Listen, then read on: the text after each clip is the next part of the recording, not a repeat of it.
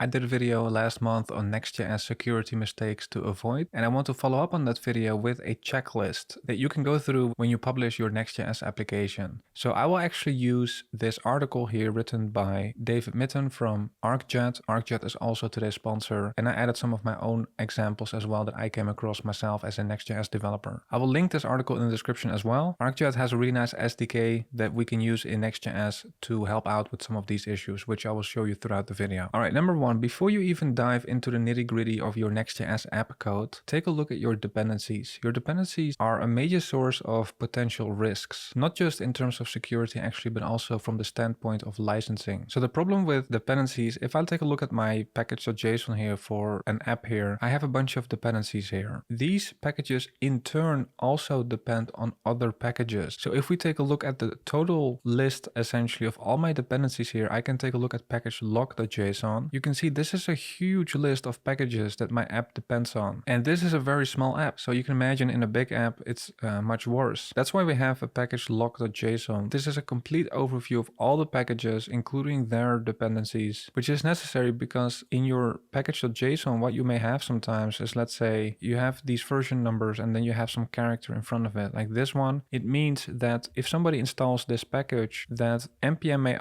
is allowed to also install a later version, for example, version 15.0.4. So another developer on my team who's working on this project may actually have a different version than me. To prevent that, we have a list of all dependencies here in package log.json with their exact version numbers, right? So here, this is the exact version that everyone on my team, for example, would have in that case. So there are a couple of tools that you may want to take a look at. For example, Dependabot. You may have seen this around. So if I create a repo with my app on GitHub here, there is actually a security tab here and I can enable Dependabot and they will alert you if they find some vulnerability. Now, unfortunately, it's not always useful, but here as an example, in one of my old apps, I have just enabled it and they found some vulnerabilities, potential ones. And if I click on that, I can read more about it. So here they identified a particular dependency that had an issue or potentially an issue. And I did not install this package directly myself. So it was one of those sub dependencies. And usually the person who found it, usually they have some description of why it's a vulnerability. And sometimes they also have some fix. But this is a good starting point, I think, although I have to say it's not always useful. In some cases it is, and I think it's a great starting point. And sometimes I see people, they're quite eager with adding packages. Some people would call these trivial packages. So basically like they give some good examples here. So checking if it's an array, this is actually a package. This is a very common one, is even and is odd, to check if a number is even or odd, even though we can use the remainder operator. Some people would call these trivial packages. Remember, they in turn may have other packages. So whenever you install a dependency, you basically get like a baggage of potential risks. And then you also have that licensing issue with many packages. You have to check if you can actually use a package in a commercial setting, for example, if you're going to do that. So a healthier mentality for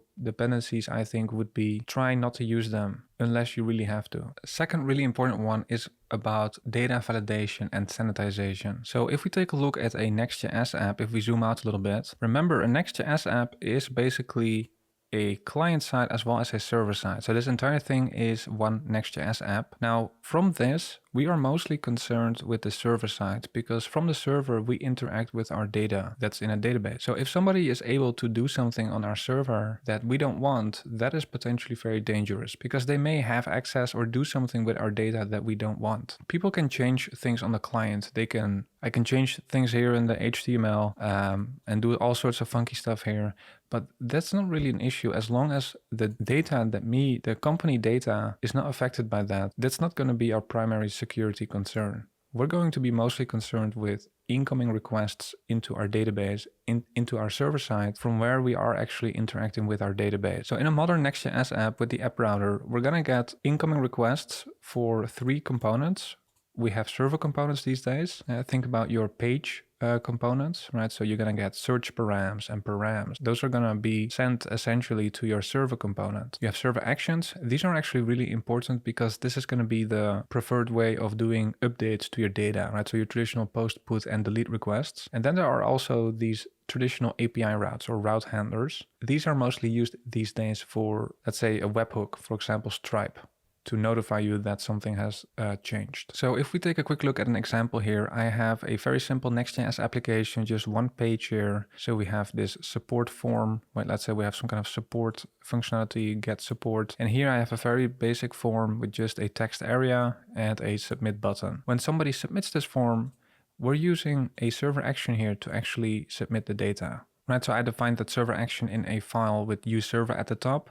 I'm gonna get that data from the form here on my server side. Next.js will automatically send the form data here to my server side. And here I get the question. Now remember, this is on the server side, so if we wanna see the log, I can check it in my terminal here. I will just write something here and then submit it. And then here, let's see, yes, so here we get the result. So here we're dealing with incoming data, specifically for my server action, right? So there's some request coming in from the client specifically for a server action. So incoming data in general, potentially very dangerous. So there's incoming data here, the form data, or at least we expect this to be form data. And that's how I typed it here. But how do we actually know that this is actually going to be form data? If I open up the network tab here, and I submit this again, let's actually see what happens. So you can see there's actually a fetch request that Next.js automatically makes for me. And basically with a server action, it's a post request to the URL on which you're using the server action. So technically somebody could try to submit a post request to this URL and they may be able to invoke this server action. So we don't know for certain if we're actually going to get form data here. We may actually get something malicious or a completely different shape. So a more appropriate type would actually be unknown here. And what is the risk, by the way? Well, let's say you're making some kind of raw SQL query and you may do something like where the question may be of some value. We don't know for certain what this is going to be. So somebody could submit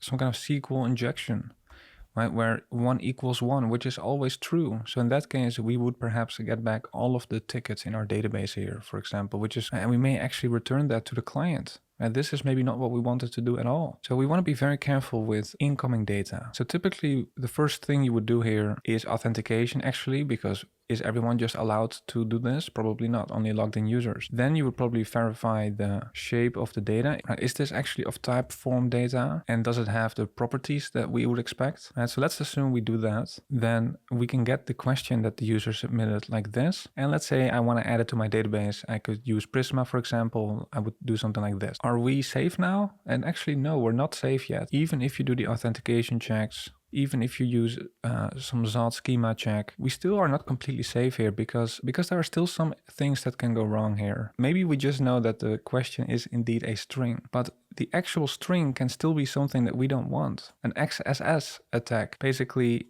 for example, a script here. And so now what could happen is one of our support team members, they're going to go to a page to view the support tickets. And on a page like that, we may get the support ticket from the database again. And now we may do something like set inner HTML. Some other user submitted a script as the question. So this has the risk that you're actually going to run that script on your support team members computer. This is why it's called dangerously set inner HTML in React, right? So this is something that you want to avoid if you can. So basically, just because we did these checks, it's still not completely safe. So what we may want to use is actually Arcjet. So Arcjet can help you out here with what they call a shield. So Arcjet shield is basically going to help you against some common attacks. So OWASP is actually listing the top 10 attacks every few years, essentially just an umbrella for protecting against many of those. So for example, SQL injection. And so that incoming request into our server side will get checked by Arcjet. So then here in my server action, I can call arcjet.protect. In a server action, it needs to get access to the request like this. And then Arcjet will give me a decision. And if they deny it, it thinks that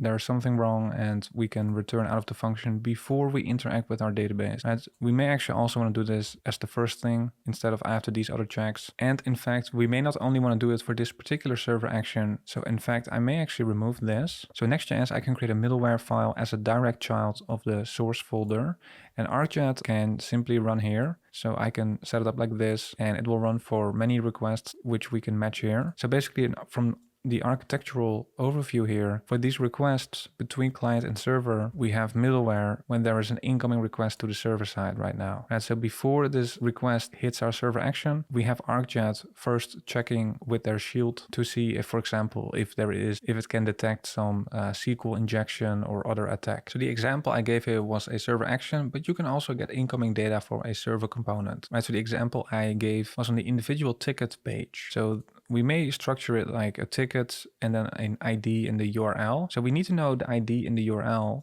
to actually render the correct page with the right ticket. So here we're getting some incoming data, the params. Next.js will give us params here that was in the user's URL in their browser. And so we're going to use that, right? So you need to await it since Next.js 15. We're going to grab its ID and we're going to interact with our database here based on that ID, right? So in a normal situation, you would do something like this and you would get one ticket out of your database. We can actually just use this, of course. This would be okay. But what if the user as the ID, right? We're just going to say this. But what if the user wrote something else in the browser? Maybe 1 is 1. This is always true. And depending on the exact solution you use, maybe raw SQL or some other solution, this may actually return all your tickets from your database. That's incoming data for your page server components, this ID or this params. But we also have search params. That's when you have something like this in the URL. The same rules apply. You probably also want to validate it. You want to add authentication here if it's necessary. And I have already set up my Arcjet shield in the middleware. So this middleware should also cover the requests for this page server component with this incoming data, right? And the same is true for these route handlers. We still use them. There are still some use cases for them. I would say most notably for incoming webhooks. So that is actually not strictly coming from our Next.js client. This is mostly coming from the outside world. Maybe you're using Stripe for payments. Somebody makes a payment, Stripe will let you know. And it's an incoming webhook, which is basically just a request. But how do you know that the person making that request and triggering this function here is actually Stripe and not just somebody trying to game the system? So you don't know exactly what you're going to get as part of this request. It could be somebody else. That's why with webhooks, you want to validate that they're actually coming from Stripe. So Stripe in the documentation shows something like this to verify the webhook. And only after that do you want to start making changes and potentially interacting with your database, right? So incoming data is really tricky because you cannot trust anything coming into your app. Last problem I want to mention here with incoming data is users could also by themselves send data, for example, sensitive, personally identifiable data that we really don't want. For example, their email is something that if we can avoid, we don't want to store sensitive data like that. Right? Or maybe they're sending their phone number or maybe even credit card information. We don't want to have that type of data coming into our app because it comes with all sorts of compliance issues. So if a user is sending this type of data, we don't want to store that in our database. So actually a really nice feature that Arcjet offers here as well is the sensitive info rule. So I can deny incoming requests that have some kind of email in there, and also for phone number,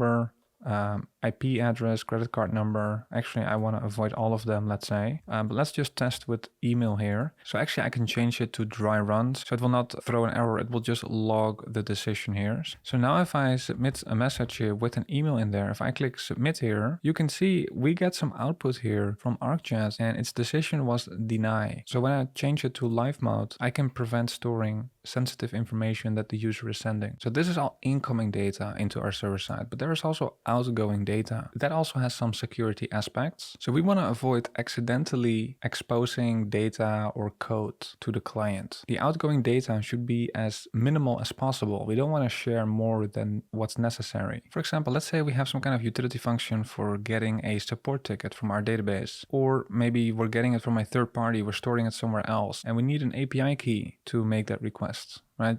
Just as an example, let's say we have some secret data here. So we only want to use this on the server side, right? And so we try to do that, but you or somebody else could maybe accidentally use it in a client component. And it may not be obvious immediately. In Next.js, it can be a little bit tricky here. So for example, if I just use it somewhere in a server component, this is by default a server component, and I go on with my life, and later, for some other reason, I decide to make this a client component, right? So I could simply use client a little bit later. So now all of a sudden, this utility function here, it's going to be affected by that. If I look into sources here, I can now see that this API key with that secret string is included here in the browser. So what you want to do is you want to put this in an environment variable. So I can create a .env file and just add it here as an API key. And now instead of sort of hard coding it here in this function, I can use process.env. Okay, now if I do this, I cannot view it here in my browser anymore. So this has some built-in protections. In addition to that, we can use the import server only package, which will throw an error if you try using this in the client side. This is still on the client side. So now if I go back here, you can see I'm getting this warning from server only. So now I can fix my mistake. Also, if you only want to use this on the server side, you may actually be a little bit more explicit about it and call it server util, so that it's clear to everyone on your team that this is meant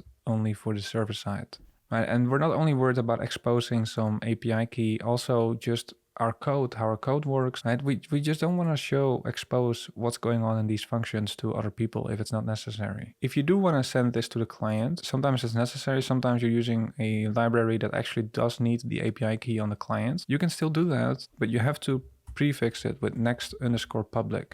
So you make it really explicit that this API key can become public, right? So in that case, I have to change the name here as well, right? So in that case, you can still send the API key to the client. Also a good thing to be aware of when you are sending data outside your server side. Let's say we are getting some ticket here and we're going to send this back to whoever made the request. Maybe this data will go to the client. So we will just return the ticket, but notice this ticket has some sensitive data. So maybe we are, after all, storing the email of the user who submitted the ticket perhaps. But that doesn't mean that we always have to send it back. So with sensitive data like this, we may not want to return it. Maybe you only need to send back the ID and the question itself, not the email. So there's the experimental Taint API in React. In Next.js, you do have to enable it in the next config like this. And I can sort of taint this ticket object, which means it cannot just be sent to the client in its entirety, right? So then I can just return it from this function. Let's say I get the ticket here, and this is right now still a server component, but let's say I'm passing it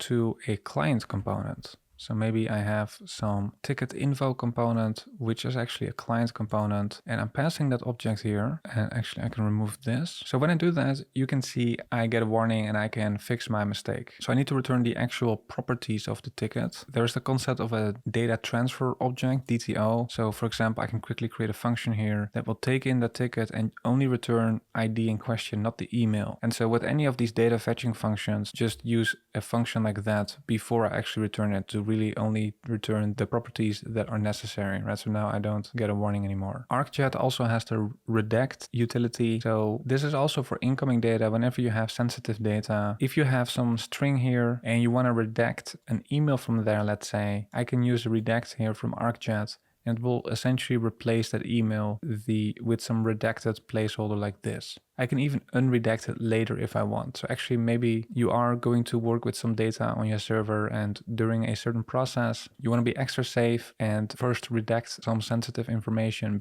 Later you can add it back again, let's say. All right, so actually next one I actually want to mention is centralizing certain functions. Essentially, we can group together functions by their purpose. As an example, for data fetching, if you take a look at Next.js, what the Next.js team has written about this, they recommend using a data access layer. So actually, when you deal with your data in your database, that you actually have a specific layer where we access our data. Let me show you what the risk is if we don't do that. So on the individual ticket page, we're going to get the ID from the URL, right? So we're going to say, let's say ID 5. I want to show the information for that particular ticket. So I'm going to reach out into my database and grab that ticket. Here I'm going to access my data. So let's say I'm getting some data back, my ticket right here, and then I can display it here on the page. All right, now let's say before we make this database call, we need to make sure the user is actually logged in, right? So you may add some authentication here. I like using Kind. I'm a brand ambassador for them. They're also a sponsor of mine. But basically, you can add your authentication check before you access your data, right? So it seems safe, but it's actually quite tricky because with server components is I can refactor this into a separate component and fetch from there, right? So as an example, I would still do my auth check here, but then I have a separate component here and I'm just passing the ID and now I'm accessing my data in this server component, right? We can do this. I can mark this async and I can just access my database here, right? So I still get the same markup in this case. I've just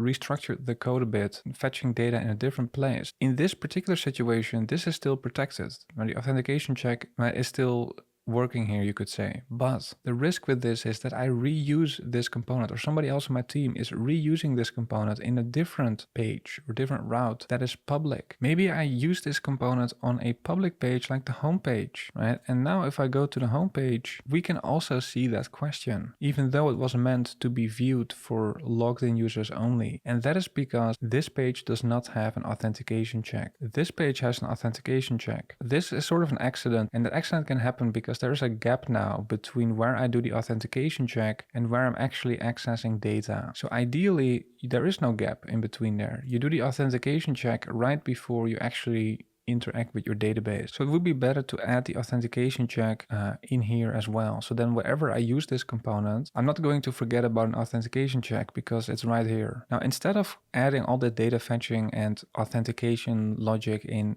React components, we may actually just want to separate that out into functions. This is an example of creating a data access layer. We can just create a folder here called data access. And then here for all my ticket data, I can, for example, create a function here that gets a support ticket. And in here, I do the authentication check and also I reach out to my database and then return it. So now, whenever I need to get access to support ticket, I only use this function. I don't interact with my database anywhere else. I'm only going to interact with my database in this file here, which I can also mark as server only. And I'm not going to use my Prisma ORM anywhere else. I could also create a function for updating support tickets, for deleting them, all your CRUD. Only use that function. Wherever I use that function, I can be rest assured that the authentication check is done right before I interact with my data. Right, so I'm centralizing the data access in one file here in this example. There are many benefits to that, and that's just for authentication essentially and data access, but there are also other matters like input validation. Maybe we want to have logic around that, or error handling. So I think this is important for building robust Next.js apps. So very quickly, some other ones as well. We can set a content security policy, as it's called. Some other things very quickly, you want to pay attention to the headers that you're setting. So for example, the content security policy header. You also want to make sure your code editor is set up properly. So Arcjet actually gives an example here. As they're coding, one of their tools can notify them if they're hard coding a secret here, for example. You also want to take a look at rate limiting. So you don't want people spamming your server. So with Arcjet, there are a couple of options for this as well. There are different algorithms, but I can just add that here as a rule as well. In the Arcjet dashboard, I can also see the requests that Arcjet dealt with. So for example, I can see all the requests that they denied. For example, we had one where we were submitting sensitive data. We have analytics here as well to have an overall view. So you can find all of that here in the dashboard as well, very slick. And you may even want to consider hiring someone to do a security audit for you. Although this is more expensive, but it could still be an option if you're willing to spend the money. So hopefully that helps you out with your Next.js application. So I want to thank Arcjet for sponsoring this video. Check out the links in the description. And I want to thank you for watching. Good luck with your Next.js app, and I'll see you in the next one.